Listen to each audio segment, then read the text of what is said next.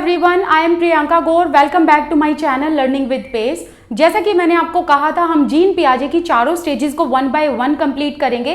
तो आज हम इनकी सबसे पहली जो स्टेज है that is sensory motor stage, वो करेंगे। लेकिन मैं आपको चारों स्टेजेस के नाम बता देती हूँ। पहली है सेंसरी मोटर, फिर है प्री ऑपरेशनल, देन है कॉन्क्रीट एंड देन फॉर्मल। तो आज हम सबसे पहले सेंसरी मोटर की बात करेंगे, ठीक है। सेंसरी मोटर, देखो अभी ना मैं आप लोगों को अलग अलग वीडियोस में सारी स्टेजेस इसलिए कराऊंगी क्योंकि सारी स्टेजेस बहुत ही इजी हैं एंड बहुत ही इंपॉर्टेंट भी हैं। तो आपको क्या करना है, अपने नोट्स साथ में रखने, साथ में नोट्स बनाते जाने हैं। तो जब सारी स्टेजेस कंप्लीट हो जाएंगी, जिस तरीके से मैंने जीन पियाजे के बेसिक क्वेश्चंस कंप्लीट किए थे, वैसे ही मैं सारी स्टेजेस के क्वेश्चन भी एक लाइव सेशन में आप लोगों को करा दूंगी, ठीक है। तो आपको ऐसा कोई घबराने वाली बात नहीं है। जैसे जैसे मैं करा रही हूँ बस वैसे वैसे आप पढ़ते जाना। तो देखो, जो ये स्टेज है सेंसरी मोटर स्टेज, ये बर्थ से शुरू होती है बच्चे के और 2 साल तक जो है ये रहती है ये स्टेज, ठीक है। तो बर्थ से लेकर 2 साल तक जब बच्चा हो जाता है तब तक वो इस स्टेज के अंदर रहता है। एंड आपको ना कई जगह पर इस तरीके से भी इस स्टेज को लिखा हुआ देखोगे, ठीक है। जैसे कि यहाँ पर आई है ना, तो यहाँ पर वाई भी आपको देखने को मिलेगा। तो ये भी बिल्कुल करेक्ट है, ऐसा कोई टेंशन वाली बात नहीं है, ठीक है। तो आपको दोनों ही नाम मिले तो दोनों ही बिल्कुल सही हैं। अब देखो, आपको इसमें याद कैसे करना है, किस तरीके से पॉइंट्स लिखने हैं, किस तरीके से नोट्स बनाने हैं, उस हिसाब से मैं आपको समझाऊंगी। अभी आप क्या करोगे, साइड में ऐसे बुलेट नोट्स बना लेना, ठीक है। और जो जो मैं बताती जाऊंगी वैसे वैसे लिखते जाना। सबसे पहले लिखो, फिर मैं आप लोगों को ना ये सारा का सारा एक्सप्लेन करूंगी। सेंसरी मोटर एक्टिविटीज, ठीक है। फिर उसके बाद आपको लिखना है ऑब्जेक्ट परमानेंस। फिर आपको लिखना है ऑब्जर्व एंड इमिटेट। फिर आपको लिखना है गोल डायरेक्टेड थिंकिंग। फिर आपको लिखना है सेपरेशन एंजाइटी, ठीक है। इस तरीके से आपको आपने इसको याद करना है। अब सबसे लास्ट में आपको याद रखना है रिफ्लेक्सिव एक्शंस।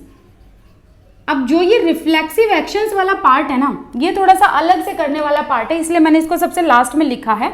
इसको या तो मैं इसी वीडियो में कराऊंगी या फिर मैं नेक्स्ट वीडियो में इसको कराऊंगी कंप्लीट, इस रिफ्लेक्सिव एक्शन के पार्ट को, क्योंकि यहां से क्वेश्चन पूछे जाते हैं, ठीक है। तो मैं दूसरा पेन ले लेती हूँ और करते हैं हम इस स्टेज को। अब तो आपने इस तरीके से अपना ऐसे बुलेट नोट बना लेने हैं और इस तरीके से आपने ये पॉइंट लिखने हैं, ठीक है। तो इस स्टेज में इससे ज्यादा कुछ नहीं करना। अब मैं इन सारे पॉइंट को आपको समझाते जाऊंगी और सारे पॉइंट के एग्जाम्पल आप साथ साथ लिखते जाओ, ओके। तो देखो, पहला क्या है, सेंसरी मोटर एक्टिविटीज। तो देखो स्टूडेंट्स, यहां पर इस स्टेज का नाम देखो, सेंसरी एंड मोटर। तो स्टेज के नाम से ही समझ आ रहा है कि बच्चा जो है यहां पर किस चीज का यूज कर रहा है, सेंसेस का एंड मोटर का। तो जो यहां पर सेंसरी है, इसका मतलब क्या है, सेंसेस। देखो, इस टाइम पर क्या होता है ना, बच्चे ने जन्म लिया, तो जब बच्चा जन्म लेता है उसे भाषा थोड़ी ना आती है, भाषा वो धीरे धीरे सीखता है। तो क्या होता है कि इस टाइम पर बच्चे के अंदर जो है लैंग्वेज की एब्सेंस होती है, ध्यान रखना, लैंग्वेज की एब्सेंस होती है।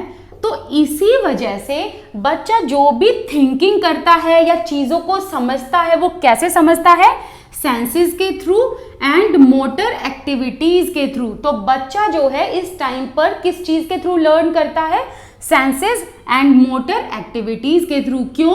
क्योंकि जो भाषा है, जो लैंग्वेज है, वो अभी उसमें एब्सेंस है। क्योंकि अभी बच्चा सिर्फ इतना ही जानता है, रोना, कूइंग करना, अभी इतना ही जानता है। धीरे धीरे वो छोटे छोटे वर्ड बोलने लगेगा। अब देखो, सेंसेस का मतलब क्या होता है, हमारी 5 सेंसेस होती हैं, तो पांचों सेंसेस का यूज करता है बच्चा, जैसे कि site, hearing, touching, smell and इसके अलावा टेस्ट, ठीक है। तो ये 5 5 जो सेंसेस हैं इनका यूज करता है बच्चा और इस तरीके से चीजों को समझता है। अब आगे देखो, ये है मोटर एक्टिविटीज, जैसे कि बच्चा हाथ पैर का यूज करता है, राइट। एंड इसके अलावा सिटिंग, क्रॉलिंग, बच्चा क्रॉल करता है इस टाइम पर। तो कहने का मतलब है कि अभी लैंग्वेज की एब्सेंस, और धीरे धीरे बच्चा क्या है ना कि लैंग्वेज सीखता जाता है पर उतने अच्छे से उसे लैंग्वेज अभी नहीं आती।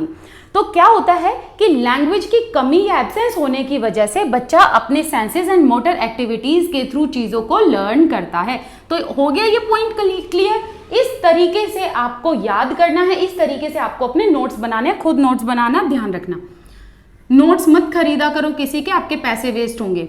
नेक्स्ट है object permanence, and I am sure object permanence तो आप सभी को पता होगा, क्योंकि ये तो इतना सीटेट का फेवरेट क्वेश्चन है ना, बहुत बार क्वेश्चन ये आया हुआ है। देखो ऑब्जेक्ट परमानेंस का मतलब क्या होता है, जैसे कि सपोज करो आपने बच्चे के आगे एक टॉय दिखाया, ठीक है। अब आपने बच्चे के सामने एक टॉय दिखाया और आपने बच्चे के सामने उसको छुपा लिया, ठीक है। तो देखो क्या होता है, पहली इनिशियल स्टेज में, इस सेंसरी मोटर स्टेज में, जब इनिशियल स्टेज में होता है बच्चा, तो उसको पता नहीं होता कि ऑब्जेक्ट नाम की भी कोई चीज होती है। लेकिन धीरे धीरे उसे ऑब्जेक्ट के बारे में पता लगने लग जाता है, उसे समझ में आ जाता है कि ऑब्जेक्ट एग्जिस्ट करते हैं। अब जैसे कि इस चीज को आप याद करोगे 2 स्टेजेस में, अर्ली एंड लेटर।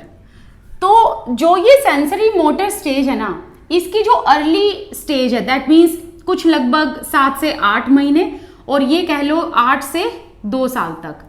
तो देखो जो ये 7 से 8 महीने का बच्चा होता है ना, उसे अभी इतना समझ नहीं आता कि अगर आप उसके सामने कोई ऑब्जेक्ट रखोगे और उस ऑब्जेक्ट को छुपा लोगे, उसे लगेगा कि ऑब्जेक्ट जो है वो छुप गया है, वो एग्जिस्ट नहीं करता, राइट। तभी तो हम इतने छोटे बच्चों को देखो कई बार क्या करते हैं हम लोग, उन छोटे बच्चों के साथ खेलते वक्त ये एक्टिविटी करते हैं कि देखो आपकी जो टॉय है वो चिड़ियां ले गई, तो बच्चे को सच्ची में लगता है कि हाँ भाई शायद चिड़ियां ही लेके चली गई होगी, है ना।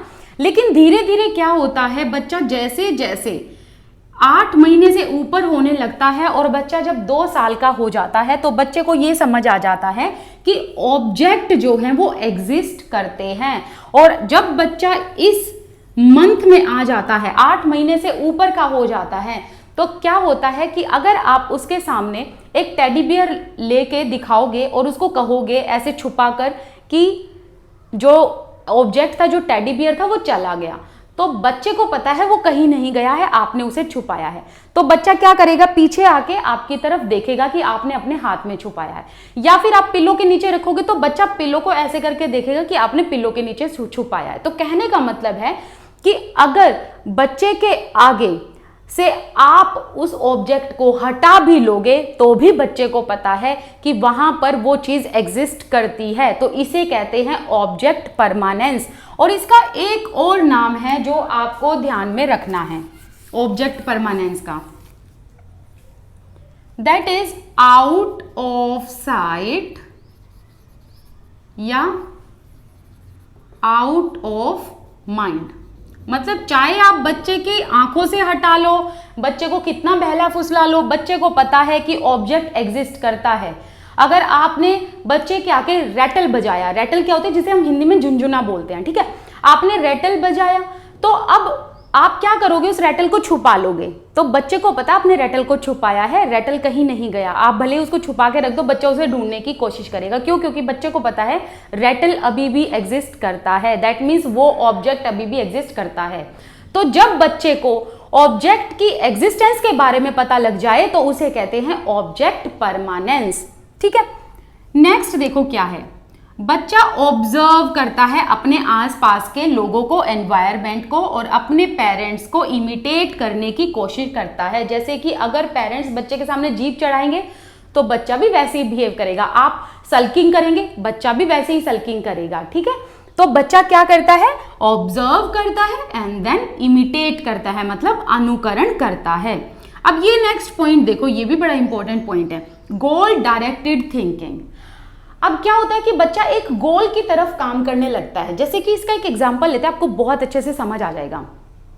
आपके हाथ में एक बॉल है, एक गेंद है, आपने उसे एक डायरेक्शन में फेंका और आपने कहा बच्चे को पकड़ के लाओ फटाफट से, तो बच्चा उसे कैच करने के लिए एक डायरेक्शन में जाता है जहां जहां वो बॉल जाती है। तो इससे क्या होता है कि बच्चा एक गोल की तरफ जाता है और बच्चे के अंदर एक गोल डायरेक्टेड थिंकिंग डेवलप होने लगती है। तो जैसे ही आप उसे ये बोलोगे बेटा कैच करके लाओ, बेटा उसे पकड़ के लाओ उस गेंद को, उस बॉल को, तो बच्चा भाग के उसी डायरेक्शन में जाएगा जिस डायरेक्शन में आपने बॉल फेंकी है। ऐसा नहीं है कि आपने यहां बॉल फेंकी, बच्चा यहां भाग के गया, नो, आप जहां बॉल फेंकोगे वहीं बच्चा उसी डायरेक्शन में जाएगा। इसी को कहते हैं गोल डायरेक्टेड थिंकिंग। और इससे क्या होता है, बच्चा गोल डायरेक्टेड थिंकिंग से धीरे धीरे धीरे धीरे हायर थिंकिंग में चला जाता है। ठीक है, क्योंकि ग्रेजुअल चीजें होती है ना बच्चे के अंदर, ग्रेजुअल प्रोसेस है ये।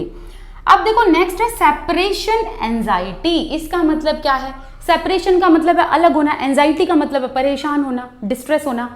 तो देखो अगर आप इतने छोटे से बच्चे को, टोडलर कह लो, इन्फेंट कह लो, अगर इसको अपनी माँ से दूर कर दोगे या बच्चे की माँ उठकर अगर किचन में भी चली गई तो बच्चा क्या करता है, बच्चा रोने लगता है। क्यों? क्योंकि उसे अपनी माँ से दूर होना अच्छा नहीं लगता। तो इसी को क्या कहते हैं, सेपरेशन एंजाइटी। अब यहाँ पर ना मैं एक चीज और इंक्लूड करना चाहूंगी। देखो अभी हमने ऑब्जेक्ट परमानेंस पढ़ा था ना, इसी का एक छोटा एग्जांपल मैं यहाँ भी देना चाहूंगी।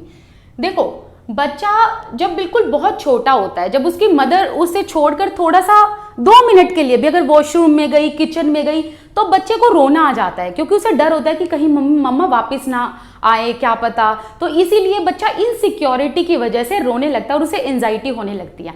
लेकिन धीरे धीरे जैसे ही बच्चा बड़ा होने लगता है, जैसे कि मैंने बताया था, थोड़ी सी वो लेटर स्टेज में आने लगता है, तो बच्चे को क्या पता लग जाता है कि मेरी मम्मा वापस आएंगी ही आएंगी।